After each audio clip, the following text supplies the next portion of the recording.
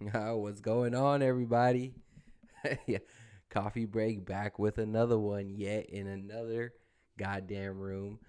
But just finished watching the preseason game. Man, I there's a lot of good things. There's a lot of good things to talk about here. I don't even know where to start. Obvious one, Trey Lance. Trey Lance came out with probably couldn't have scripted any better. First series, I mean, there was that nice step into the pocket. I'm gonna pretend this is a football for a second. Steps into the pocket, and he's still checking to see if he could throw it, past the first down. First of all, just that alone, he already won me over. Just with that move alone, because when have I ever seen Jimmy Garoppolo do something like that? And I know I'm comparing, apples to oranges at this point, but this is why we drafted a guy like Trey Lance. So, he does that step into the pocket type of move. Everything is kind of being swallowed up.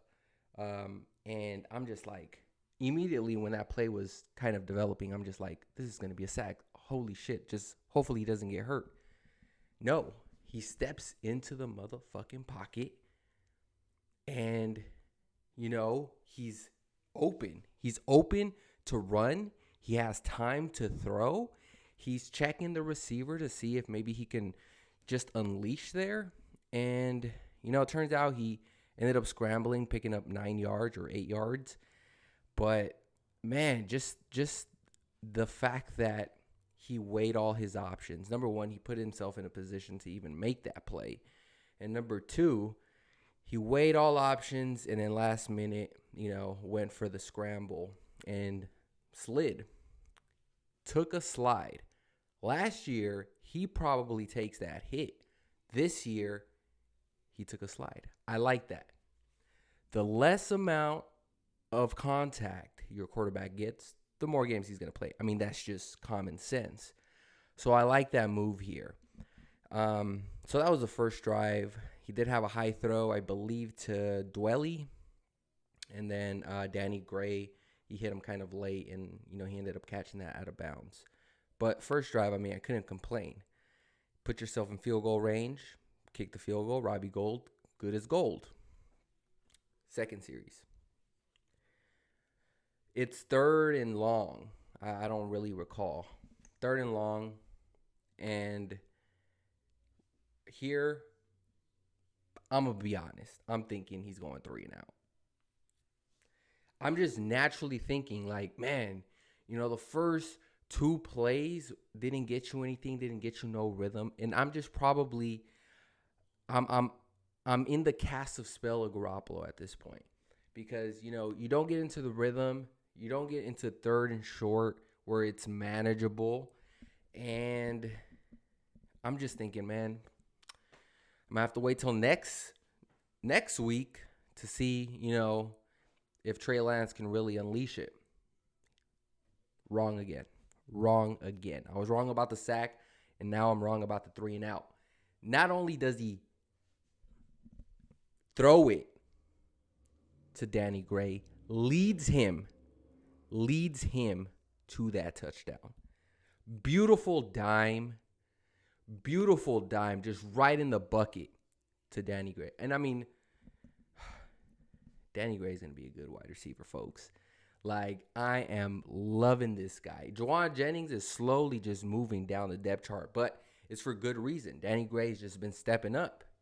He deserves to be maybe that third wide receiver. Beautiful throw. Just a dime leads his receiver for a touchdown. And we're all excited at this point. We're all celebrating. We're just like, yes, this is why we go after a guy like Trey Lance. Because now defenses have to worry about everything, absolutely everything. The deep ball, anything in between, the running game, his running style, bootlegs, everything. Now with Debo, jet sweeps, it's a lot. It's a lot to take in. And I'm loving it. I'm loving every bit of that. So he ended the night with just the perfect throw. And that was that. But The story doesn't end there. I think what I really learned about this preseason is the Niners just the rookie class this year. I mean, is as good as anyone's. I'm telling you this right now. Without any first round picks, you have. I mean, I was just looking at this, man. I just can't believe how good. I mean, the one that stood out was Samuel Womack. I mean, 2 picks. The first one was just ridiculous. The second one, I mean, it was like he was playing receiver. Samuel Womack might have just won the nickel position just on this game alone. He was incredible. We spoke about Danny Gray just a second ago. He looked phenomenal. He had that touchdown. But I just thought he made some really good plays. And he looked like a pro. Like, he looked like he was ready for prime time. Drake Jackson. Now, this was one of the guys I talked about in my previous video. I'm just like, I really want to see what he's all about. He did have to leave the game with an injury. But the time he was there, man, he looked like he was... Just think of Eric Armstead, but with flexibility. Just the fact that he's able to move that quickly for his size. It's like DJ Jones, but with like 50 more pounds added to him. Like, this guy is crazy good. And I know he was going up against backups, rookies, whatever the case may be, but just the fact that he was able to get that ball deflection. So the quarterback scrambled right? So you're running with him. Then he kind of gets his feet settled underneath him. Drake Jackson has not only the athleticism to stay with that quarterback, but he has the mobility, bend his hips, bend that fucking ass to get to the quarterback, deflect it. And that could have easily been another interception. Like, you know, this defense is going to be a turnover machine. Seen it in training camp with, you know, Trey Lance throwing picks, all that good stuff. Maybe this defense is actually pretty good. Just maybe. I don't know. Just a thought. So, Drake Jackson, I mean, for his limited time, he looked phenomenal. Davis Price looked pretty good. I mean, hell, he might be the third running back there. Trey Sermon looked good too. Who else we have? I mean, Spencer Burford. Brock Purdy, bro. Brock Purdy. I know it was just fourth quarter, but man, you have to wonder, does Kyle Shanahan really think that Nate Sudfeld is better than this kid? I mean, just off of maybe 2 drives, I've seen enough. I think he's the second best quarterback in the roster. I don't think there's a quarterback competition at number 2. Honestly, he just looks, he has a better arm. He has more athletic ability. He's a rookie. He's Mr. Irrelevant, though he looked pretty relevant today. He looked seasoned. He looked like Trey Lance. And I think the theme of this whole thing, especially at quarterback, I don't want to just throw Nate Sudfeld under the bus like I just did. I think, you know, he did have that nice bomb to Ray McCloud. But the whole theme of this is that none of the quarterbacks approached this game with either anxiety or being nervous at the line of scrimmage. Everyone looked comfortable. Everyone looked like, yeah, I've done this before. Like, let's go. And Brock Purdy's being his first preseason game. Have a lot of respect for that kid. He really came out and with backups at offensive line, he really showed me a lot of heart today.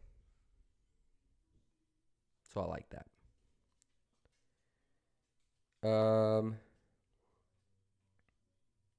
We already talked about Samuel Womack. Who else? Who else do I want to talk about? Talked about Trey Sermon. Really think Trey Sermon stepped in.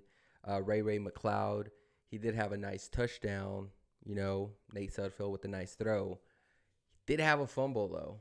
I didn't see it, but I think I heard about it. And I think that's been his theme, his Achilles heel, if you will. Just one of the things we have to clean up. Special teams just look sloppy. And it would suck that, special teams would be that area where the Niners struggle in again. They really have to improve in that area. Since last year, they've been terrible at special teams. So that's one area that didn't really surprise me that they've struggled. But overall, man, I'm just super excited for the rookies. I think they really played. They balled out. And I think there's so much to look forward to. And, man, I just got super excited. I did have some notes, some game notes here. Kind of want to break it down. So we have Brock Purdy. Oh, yeah, Justin School just played terrible. Like, he got beat a few times. It was pretty bad. Got beat one time, almost killed Trey Lance. He's one of those guys that are on the bubble, you would think. The Niners defensively came to tackle. Like, maybe there was a couple missed tackles late, maybe in the second half. But in that first half, I saw some really good tackling from the backups. And especially the linebacker group. Like, they really came to tackle. And I appreciate that, because one thing you would hate to see as a defense is getting beat but not tackling properly. Guys breaking tackles, that really grinds my gears. But Niners came out, they were thumping, and Huff really laid out the hit stick. I forget on who, but man, Huff is that dude. Like I said, the Niners turnover machine. They had 3 interceptions in this one. Danny Gray, phenomenal. Tarvarius Moore getting beat for a touchdown. That was a little bit of a head scratcher for me, because I wouldn't expect T. Moore to get beat like that. It's his first time back, Do want to ease yourself in playing time, but he has ways to go. He definitely has. He needs more playing time. Definitely not there yet. Like I said, Trey Lance came out looking calm, collective. Everything was just effortless. The bootleg throws, effortless. Jimmy would throw like damn near his whole shoulder, his whole arm, his unborn child to get that thing over there on the, hash marks. This guy just off the wrist. Everything just looks super easy. That's one thing that stood out to me. And the Niners did bring a lot of energy. The whole group. They were thumping, like I said, running the ball hard, energy at the line of scrimmage. Not terrible offensive line. In fact, I think they played very well outside of Justin School. Defensive line, like to see a little bit more pressure, but preseason, I'm not going to hold them against them. It is what it is. I just like everyone came out healthy, and hopefully it continues. But anyways, guys, thank you all for watching. Can't wait for week 2, but I'll keep talking Niner football with y'all. Stay tuned. Coffee break out. Peace.